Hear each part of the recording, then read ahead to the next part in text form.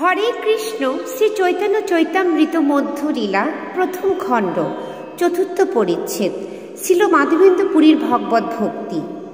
জয় জয় গৌরচন্দ্র জয় কৃপা সিন্ধু, জয় জয় শচীসুত জয় দীনবন্ধু।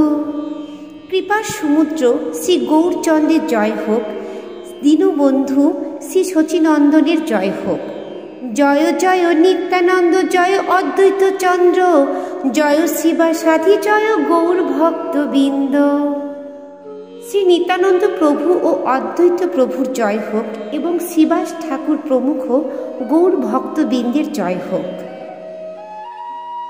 আবরণ দূর করিল বিদিতে, মহাভারী ঠাকুর কেহ নারে চালাইতে। আবরণ দূর করার পর তারা দেখলেন যে সেই বিগ্রহটি অত্যন্ত ভারী এবং কেউ তাকে নাড়াতে পারছে না। মহা বলিষ্ঠ লোক একত্র করিয়া পর্বত উপরে গেল পুরী ঠাকুর লইয়া। তখন মহা বলিষ্ঠ মানুষেরা একত্রিত হয়ে শ্রী বিগ্রহ পর্বতের উপরে নিয়ে গেল। শ্রীপাদ মাধবেন্দ্র পুরীও তাদের সঙ্গে গেলেন। পাথরের সিংহাসনে ঠাকুর বসাইল, বড় এক পাথর পৃষ্ঠে অবলম্ব দিল। একটি পাথরের সিংহাসনে শ্রী বিগ্রহ বসানো হলো এবং একটি বড় পাথর অবলম্বন রূপে সে বিগ্রহের পিছনে দেওয়া হলো। গ্রামের ব্রাহ্মণ সব নবঘট লইয়া গোবিন্দ কুণ্ডের জল আনিল ছানিয়া। গ্রামের সমস্ত ব্রাহ্মণ প্রত্যেকে নতুন নতুন ঘটে করে গোবিন্দ কুণ্ডের জল ছেঁকে নিয়ে এলেন।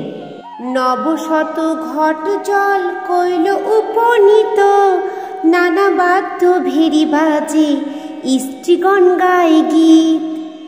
নতুন 100টি ঘটে করে গোবিন্দ কুণ্ডের জল আনা হলো। তখন নানা রকম বাদ্যভেরি বাজছিল এবং স্ত্রীলোকেরা মধুর স্বরে গীত করছিলেন। কেহ গায় কেহ নাচে মহা উৎসব হইল, দধি দুগ্ধ ঘিত আইল গ্রামে যত ছিল। অভিষেকের সময় কেহ গীত করছিলেন, কেহ নাচছিলেন। এইভাবেই তখন এক মহা উৎসব হলো। গ্রামের যত দই দুধ ও ঘি ছিল তা সবই নিয়ে আসা হয়েছিল। ভোগ সামগ্রী আইল সন্দেশ আদি যত, নানা উপহার তাহা কহিতে পারি কত।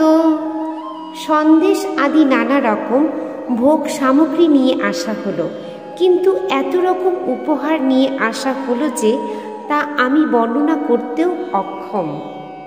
তুলসী আদি পুষ্প বস্ত্র আইল অনেক, আপনে মাধব পুরী কইল অভিষেক। গ্রামের লোকেরা প্রচুর পরিমাণে তুলসী পুষ্প ও বস্ত্র নিয়ে এলেন। তখন মাধবেন্দ্র পুরী নিজেই সেই বিগ্রহের অভিষেক করলেন। হরিভক্তি বিলাস গ্রন্থে উল্লেখ করা হয়েছে যে শঙ্খ ঘণ্টা ও বাদ্য সহকারে ওম ভগবতে বাসুদেবায় নমঃ এবং চিন্তামণি প্রকোশ সদ্ম সুকল্প বৃক্ষ লক্ষাবৃতেষু সুরভিরভিপালয়ন্তম আদি ব্রহ্মসংহিতার শ্লোক সহকারে পঞ্চামৃত দুধ দই ঘি মধু ও চিনি দিয়ে শ্রী বিগ্রহের অভিষেক করতে হবে। হরে কৃষ্ণ।